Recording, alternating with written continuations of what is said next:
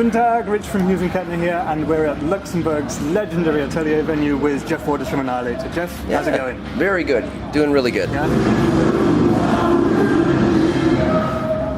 Doing really good here in Luxembourg. And how's the tour been going so far? Fantastic. We're into our last, I think, 7 or 8 shows of the tour, so we're kind of getting a little bit wishing it was another month attached to this 2-month tour, but we'll come back again. But it's been a great tour so far. Yeah. You've been all across Europe, 5 or 6 different countries is it so far, and a couple more to go, finishing in Russia. I think a hell of a lot more than 5 or 6. I think we've done more like 15. Yeah? Yeah, I'd say about 15 at least. Okay. But we have Belgium, Holland, some more German dates, I think a few places around that. But and then we're off to Russia, so yeah, should be good.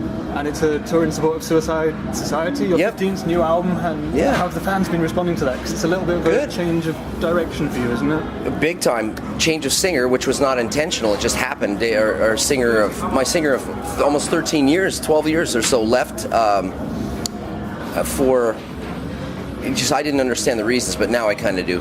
I just get tired of it. He just his heart wasn't into it, and he just, it hadn't been into it for about 5 or 6 years, so I didn't want to see that because I didn't want to lose him because he's a great singer and good friend.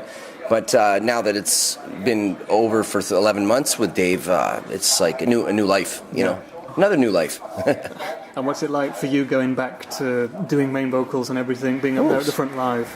I think the only difference is you start thinking about things like cold weather and drafts and in the tour bus and when you're sleeping in cold air and stuff because you don't want to get sick.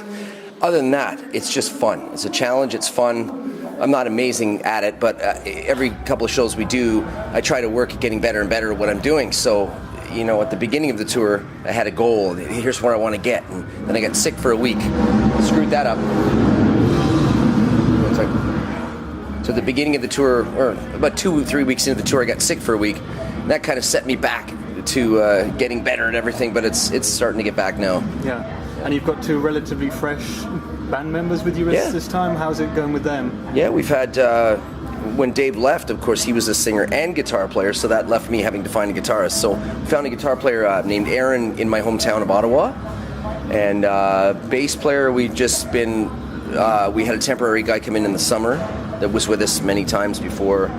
And then we were looking for somebody just for this tour, hopefully beyond that, but at least for the tour. And we found a guy named Rich Hinks from England to play bass. So yeah, it's working out really good. We kind of sad that the tour's ending.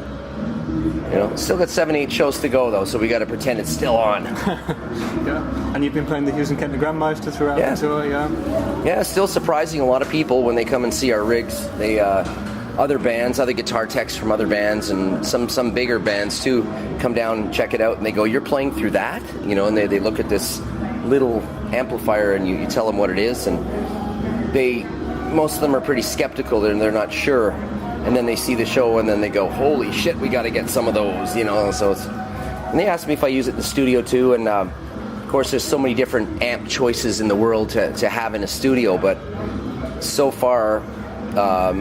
On this last record, we didn't use the GrandMeister, but we've used it on all the tours and all the shows, and I just moved into a new, got a sort of my dream house sort of thing with built a recording studio and the end of it, and I was talking to one of the guys from Hughes Kettner today, Frank, about I'm going to set up the core blades and the GrandMeisters and get a really cool studio set up so I can flick between different amplifiers to choose. I can.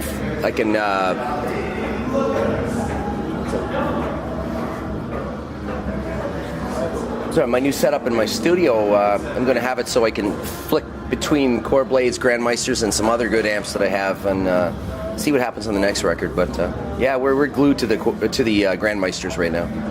What would your tip be for a recording guitarist? Obviously, you've done. What would your tip be for new recording guitarists? You've produced hundreds of records, I guess, over your lifetime. What would you tell them if they're starting out with a record? Are you talking about production, guitar, business? What area do you mean? Let's stick with the recording part. Narrow it down, the recording part. I don't know. I've always learned from the greats from the past, and the greats all seem to come from, most of them come from a school of put a 57 Shure 57 microphone in front of it, the speaker, directly in the center, move it to the left about 3-4 centimeters, and that's the perfect mic and position for rock and metal. And just, you know, just from there on, you can try different choices with amps and pedals and the front and overdrives and stuff like that. Yeah. But if you're doing a live, miking a cabinet, that's the best tip you can get, is take a 57 and put it 4 centimeters to the left, dead center, straight on that grill in front of the speaker. But that's the best one, because at least you know your microphone and your mic position are good. You don't have to mess with that and change it. That's another thing you don't need to be worrying about, like so many different variables, different things.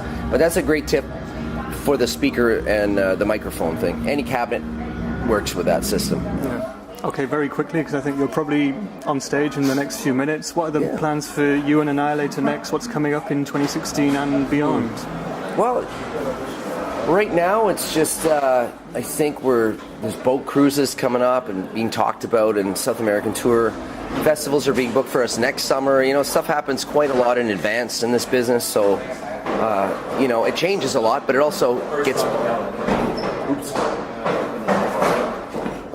The band. So things change a lot in the business, so you never know. But the plans are South American tour, summer festivals 2016, maybe some boat cruises, some Vakken battle appearances, all these different things coming up. But you know, you don't take it for granted.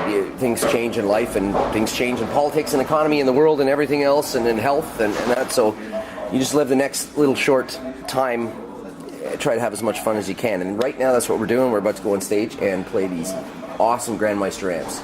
Awesome. Well, thanks very, very much for spending time with us today. Thank you. That's Jeff Waters. You're watching Hughes Kettner TV. Thank you very much. All right. That should be on it. That should be in there. Boss would love it. Boss would love it. Yeah, you will. Thank you very much. Yeah, thank you. Yeah, real quick. What time we got now?